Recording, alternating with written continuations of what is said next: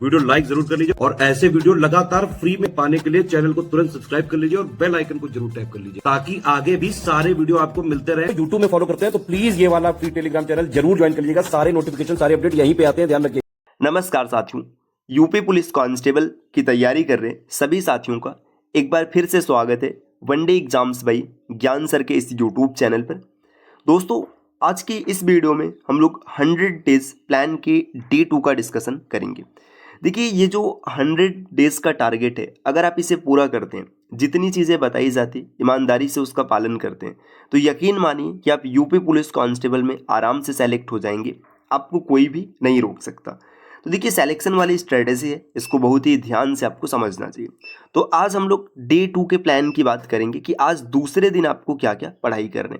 देखिए, डे 2 पर जाने से पहले आपको याद दिला दें कि अगर डे 1 का प्लान आपने नहीं फॉलो किया तो उसे ज़रूर फॉलो कीजिएगा। और जब कभी भी आप नेक्स्ट डे का प्लान बनाइएगा, उसके पीछे का जो दिन रहा था, जैसे डे 2 पर जाने से पहले डे 1 को रिवाइज जरूर कर लीजिएगा, क्योंकि जितना ज़्यादा रिवीजन करेंगे उतना ही ज़्यादा चांसेस है आपके सफलता के। तो डे 1 का रिवीजन कर लीजिएगा। अब डे 2 को हम लोग देखते हैं। देखिए, डे 2 में अगर देखेंगे तो रीजनिंग में जो क्लॉक चैप्टर है ना, क्लॉक के सभी कॉन्सेप्ट को आज डन कर लेना है ना। डे 1 और डे 2 ये कॉन्सेप्ट के लिए था और डे 3 में इसकी प्रैक्टिस होगी। आप 50 क्वेश्चन अगर प्रैक्टिस कर लेंगे तो काफ़ी ज़्यादा बेहतर हो जाएगा। देखिए, क्लॉक के कॉन्सेप्ट की बात करें तो इसमें सबसे पहले इमेज बेस्ड क्वेश्चन आते हैं। इसमें वाटर इमेज रहता है, मिरर इमेज रहता है, ये घटाने पर आधारित होता है। फिर एंगल बेस्ड क्वेश्चन आते हैं, कुछ एंगल पूछे जाते हैं, समय दिया रहेगा एंगल पूछा जाएगा, या एंगल दिया रहेगा समय पूछा जाएगा। इसके बाद स्पेशल एंगल होता है, मतलब 90 डिग्री, 180 डिग्री, 360 डिग्री, ये सब होते हैं। और इसके बाद कुछ इसमें मिसलेनियस टाइप के क्वेश्चन आते हैं। तो ये 4 स्पेशल कॉन्सेप्ट आपके पास होंगे, जिनको पूरा डन कर लीजिएगा। 2 आपने कल किया होगा और 2 आज कर लेंगे। तो क्लॉक के सभी कॉन्सेप्ट को पूरी तरीके से आपको पढ़ लेना है। सोर्स आपको जो बेहतर लगे आप उसका पालन कीजिए। मैथ्स की बात करें तो कल की जो क्लास थी, मतलब जो डे 1 रहा था, डे 1 का टारगेट ये था कि आपको स्क्वायर, क्यूब, टेबल, फैक्टोरियल्स की वैल्यू, पावर की वैल्यू, ये सब लिखना था। इसको आपने अपने शॉर्ट नोट्स में लिखा होगा। तो जो आपने लिखा है टेबल वेबल, उन सबको आप लगातार पढ़िएगा, रोज पढ़िएगा, जिससे आप चीज़ों को बेहतर बना पाएंगे। आज हम लोग शुरुआत करेंगे नंबर सिस्टम से। देखिए, नंबर सिस्टम को अगर ओपन करेंगे तो लगभग 11 बिंदुओं में पूरा हो जाते हैं। जो 11 बिंदु है, इस 11 बिंदु से नंबर सिस्टम पूरा हो जाएगा। तो आज जो डे 1 का टारगेट है, डे 1 में ना आपको जो नंबर सिस्टम का इंट्रोडक्शन है ना, इंट्रोडक्शन है, इसको पूरा डन करके रखना है।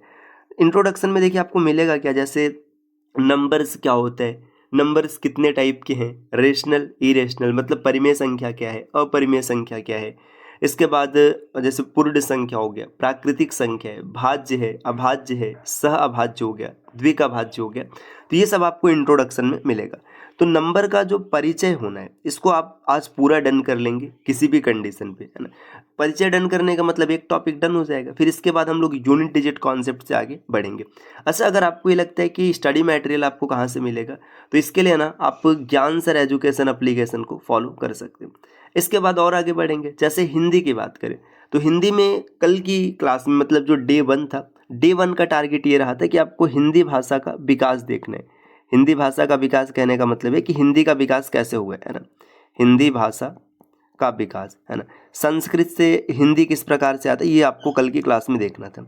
आज जो डे 2 का टारगेट है, डे 2 में आपको क्या डन करना है, तो डे 2 में देखिए साथियों, आपको ये डन करना है कि संविधान में हिंदी को किस प्रकार से दर्जा दिया गया है ना, संविधान में हिंदी, है ना। संविधान में हिंदी की क्या स्थिति है, इसकी बात आपको करनी है। आज इसको आपको पूरी तरीके से डन करना है। देखिए, संविधान के भाग 17, है ना, अनुसूची 8 है, अनुच्छेद 343 से 351 तक है। इसमें 22 राजभाषाओं को दर्जा दिया गया, मतलब 22 भाषाओं को राजभाषा का दर्जा दिया गया, मानक भाषा का दर्जा दिया गया। तो इसमें हिंदी भी है।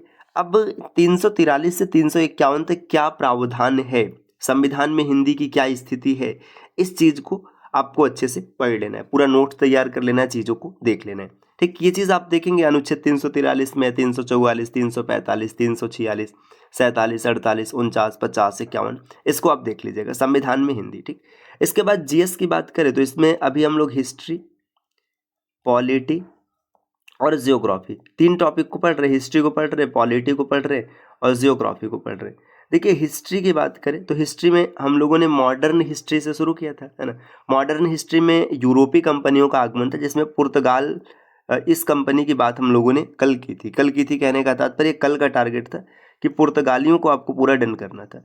आज आप कोशिश कीजिएगा कि अंग्रेजी कंपनी, ये बड़ी है क्योंकि विस्तार में मतलब आगे हम लोग पढ़ेंगे किस प्रकार से युद्ध लड़ते हैं, क्या होते हैं। तो अंग्रेजी, डच, डेनिश, फ्रांसीसी, इन सब का आगमन कब हुआ था, इन्होंने पहला कारखाना किस प्रकार से खोला था, ये सब चीज़ देख लीजिएगा। फिर आपसी संघर्ष को देखेंगे।